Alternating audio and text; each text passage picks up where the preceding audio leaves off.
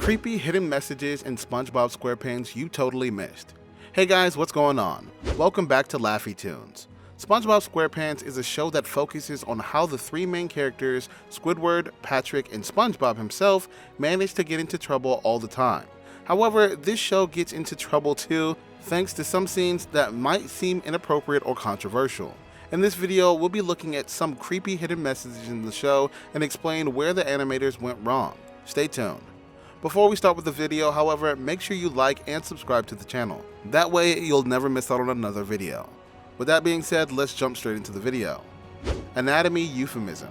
SpongeBob SquarePants has plenty of inappropriate scenes that may go unnoticed. One of the many themes that appear often in the show is anatomy euphemism.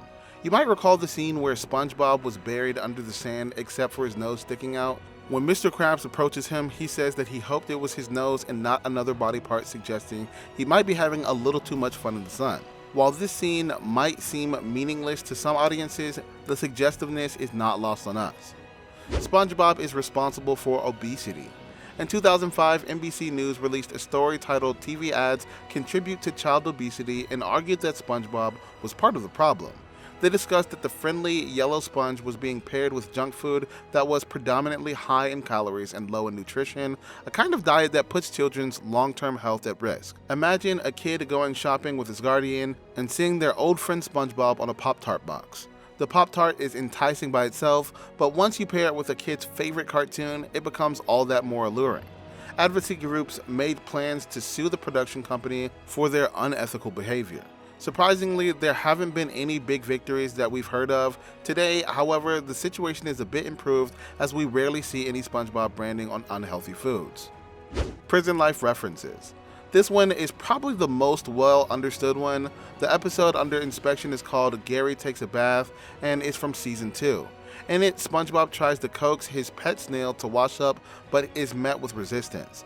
He tries various methods to get Gary in the tub, such as throwing a ball into the tub and strapping a bomb to himself, and telling Gary that if he doesn't get in, he'll explode at once. SpongeBob eventually hands Gary a bar of soap and says don't drop it. For those of you who don't know, this could be referencing a joke about prison life that we won't explain here, but because of this moment, this episode was banned in the UK and Australia and nearly banned in the US. So you now know it's a really serious issue. Cussing. Sailor Mouth is one controversial SpongeBob episode. In this episode, the two friends proceeded to use the word they hear Mr. Krabs saying with total reckless abandon and terrorized Bikini Bottom with their newfound vocabulary. When this episode aired, a group called the Parents Television Council were less than amused and took it upon themselves to make a report stating that the show was promoting children using profanity. In their eyes, satirizing swearing was no laughing matter, and they wanted to shut it down. Though the episode aired in 2001, they filed their official report in 2005.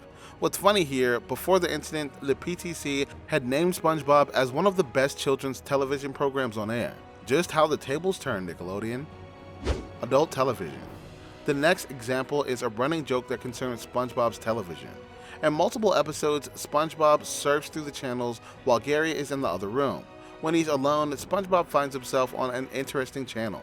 What is shown on the screen is something very beautiful and somehow sensual sea coral that is swaying to music while SpongeBob watches intently. His eyes are wide as he watches and is clearly mesmerized. When Gary walks in, he panics and switches the channel quickly to sports. What we can infer from this exchange is that SpongeBob was watching was not G-rated at all. He's very frazzled and tries to play it off as a mistake, but what the animators are implying is that what he was watching was some adult television. SpongeBoy. This next fact was worth mentioning. Did you know that SpongeBob wasn't always called SpongeBob? He originally had a different name. We could have fallen in love with someone named SpongeBoy. Everything was set to go ahead when the creators realized it had been taken by cleaning company, and voice actor Tom Kenny was the one who actually paired SpongeBob and SquarePants together, and since then it's stuck. SpongeBob causes short-term memory loss?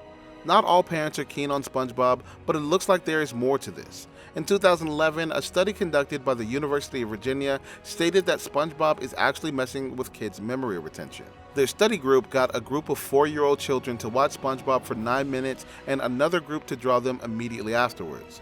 They asked both groups to do problem solving and behavior tests. The kids that were drawing had no noticeable abnormalities, but the kids who watched SpongeBob had impairment in their tests. Apparently, because the camera cuts away so quickly and therefore so often, it causes young children to have worsened attention spans. And these were just the few that you didn't know about.